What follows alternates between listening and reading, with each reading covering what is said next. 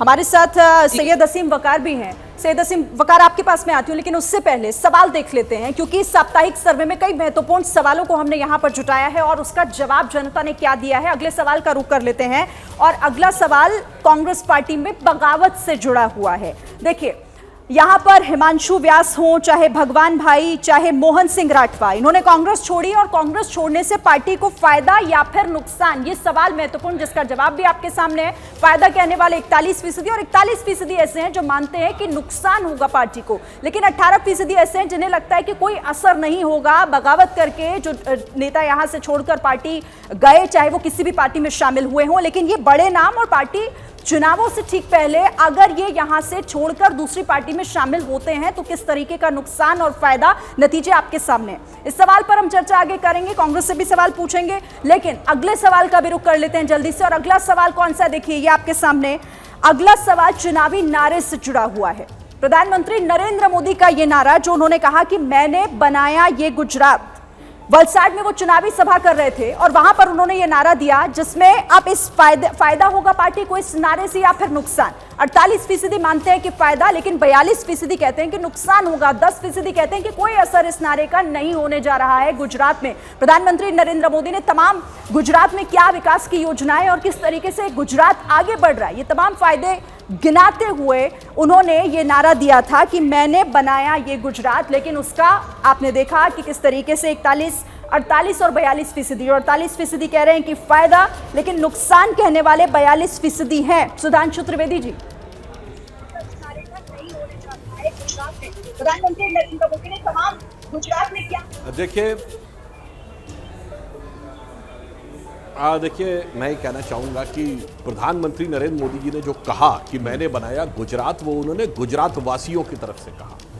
और यह सत्य है कि जब से प्रधानमंत्री जी ने मुख्यमंत्री के रूप में यहाँ की कमान संभाली थी, उससे पहले का गुजरात का दौर याद करिए, राजनीतिक अस्थिरता का दौर, जातिवाद में फंसा हुआ दौर, कांग्रेस के जमाने में KHAM खाम, 4 जातियों का नाम लेकर सांप्रदायिक संघर्ष और जाने किस किस प्रकार की समस्याएं। और आप देखिए उसके बाद से गुजरात विकास के जिस पथ पर तेजी के साथ अग्रसर हुआ है, गुजरात पूरे भारत में एक मॉडल के रूप में स्थापित हुआ और उस मॉडल ने भारत की राजनीति को भी परिवर्तन करने में महत्वपूर्ण भूमिका निभाई। मैं इससे उदाहरण देना चाहता हूं, अभी अहमदाबाद के पास फाइनेंशियल टेक सिटी का उद्घाटन हुआ। यह भारत की पहली फिनटेक सिटी बनी।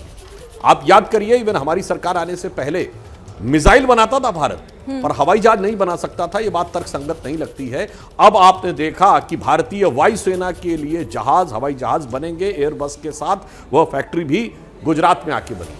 पहली बार इंटरनेशनल सोलर अलायंस तो भारत ने बना है। भारत का पहला सोलर गांव, सौर ऊर्जा का गांव मोढेरा गुजरात में बना, जहां हर घर के ऊपर भी सौर ऊर्जा से ही बिजली आ रही है और उसी में सूर्य भगवान का मंदिर भी बना। यानी गुजरात की एक तस्वीर बदली है और हर गुजराती इस बात को अनुभव करता है। आज भी यह संयोग है कि स्वतंत्रता का अमृत काल है, जिसमें भारत मोदी जी के नेतृत्व में एक नई ऊंचाई की तरफ आगे बढ़ रहा है। तो यह कैसे संभव है कि गुजरात की माटी के सपूत नरेंद्र मोदी जी के उस विजन के साथ आप कह रहे हैं गुजरात खड़ा नहीं होगा, वो अग्रणी भूमिका निभाने के लिए आ गया। को भी नहीं नकार सकते जो कह रहे हैं कि ये फायदा नहीं देगा आपको, ये नुकसान देगा, वो 42% को भी यहाँ पर देखना होगा। देखिए, मेरा यह कहना है कि इस विषय में लेकर अक्सर प्रचार और दुष्प्रचार भी होता है। यह गुजरात की जनता के लिए था, गुजरात के गौरव के लिए यह कहा गया था। आने वाले टाइम में जैसे ये स्थिति और स्पष्ट होगी, तो मेरा यह मानना है कि ये जो आपको आंकड़ा दिख रहा है, ये पूरी तरीके से बदलता हुआ दिख जाएगा। अभी चुनाव जो परवान पे चढ़ेगा। ठीक है, सैयद वसीम वकार भी हमारे साथ हैं AIMIM की तरफ से। सैयद वसीम वकार जी, सुधांशु जी कह रहे हैं कि ये जो 42% का आंकड़ा नजर आ रहा है ना, इसमें इस नारे में जो प्रधानमंत्री कह रहे हैं कि मैंने गुजरात बनाया, ये 42% वो हैं जो दुष्प्रचार से प्रभावित हुए। और दुष्प्रचार कौन करता है? जो विपक्ष में है। निशाना आप पर भी है।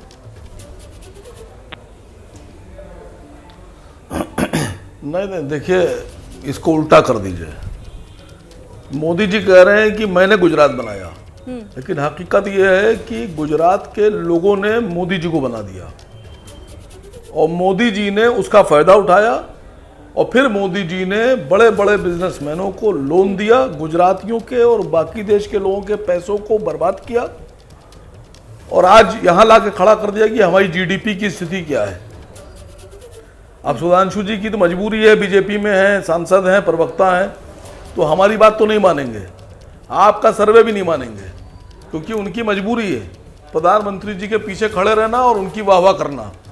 लेकिन हकीकत यह है कि गुजरात के लोगों को ये समझ में आ गया है कि गुजरात ने जिसके सर पे हाथ रख दिया वो बन गया, लेकिन मोदी जी ने देश के लिए कुछ नहीं किया और गुजरातियों के लिए भी कुछ नहीं किया है। और इस चुनाव में मोदी जी को इसका खामियाजा उठाना पड़ेगा। बीजेपी की सरकार जा रही है, बीजेपी की सरकार नहीं बनेगी, और मैं समझता हूं कि गुजरातियों को भारतीय जनता पार्टी की जो चाल है उसको समझना भी होगा। ठीक है, सैयद असीम वकार भी हमारे साथ आप रहिएगा। अब मैं कांग्रेस का रुख कर लेती हूँ। सुरेंद्र राजपूत, जो पहला सवाल था अभी जो मैंने पूछा, उसमें हिमांशु व्यास हो, चाहे भगवान भाई हो, मोहन सिंह राठवा, जो पार्टी में पहले आपके थे लेकिन चुनावों से ठीक पहले वो ये छोड़कर निकल गए कि ना तो हमें अहमियत मिल रही है, ना नेतृत्व सही तरीके से काम कर रहा है राज्य में, सीधे तौर पर किले में सेंधमारी लगातार हो रही है और आप लोग उसे रोकने में नाकामयाब हो रहे हैं साबित। ये बिल्कुल सच बात है, इसमें कहीं कोई दो राय नहीं है कि जिन लोगों को हम टिकट नहीं दे पा रहे हैं या जो लोग किन्हीं कारणों से जिनका टिकट कट रहा है वो लोग भारतीय जनता पार्टी में जा रहे हैं, आम आदमी पार्टी में जा रहे हैं, उसका हमें खामियाजा तो सच बात है, कोई भी आदमी जाता है तो निश्चित तौर पर दुख होता है, लेकिन जो आदमी गया है वो वापस भी आता है। आप क्या नाम आपने देखा कि हमारे यहाँ से इंद्रनील साहब गए थे, वापस आ गए। और आज की डेट में जो परिस्थितियां बन रही हैं, भारतीय जनता पार्टी हमारे पूर्व एमएलए को लेकर के खुश हो जाए अपनी बात है, लेकिन भगवान के लिए भारतीय जनता पार्टी कम से कम जो पिछले 27 साल का हिसाब किताब तो दे। अगले 5 साल के सबसे सुधांशु जी दे रहे हैं, लेकिन ये नहीं बता रहे हैं कि पिछले 5 साल में आपने कॉन्ट्रैक्ट की कितनी नौकरियों को परमानेंट किया, ये नहीं बता रहे कितने नए स्कूल बनाए, ये नहीं बता रहे हैं कि गांव में मैं आपसे आपके बागी नेताओं की बात कर रही थी, पहले उस पर तो जवाब दे दीजिए। देखिए वो भी यही कह रहे हैं कि हम लोगों की बातों को आप अहमियत नहीं देते, कम से कम आज यहाँ पर तो उनकी बात कीजिए।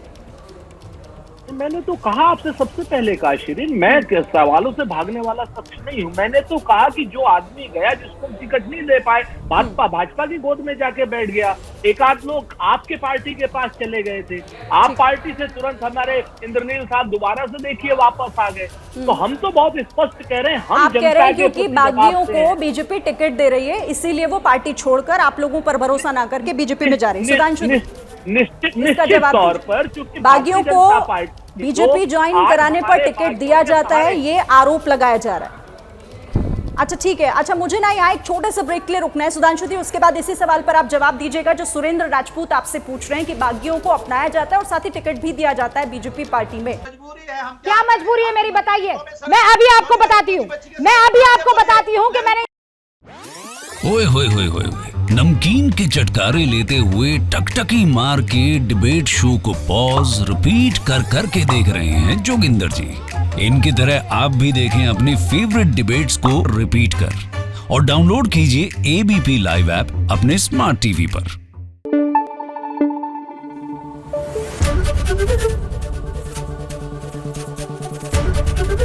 एबीपी न्यूज आपको रखे आगे।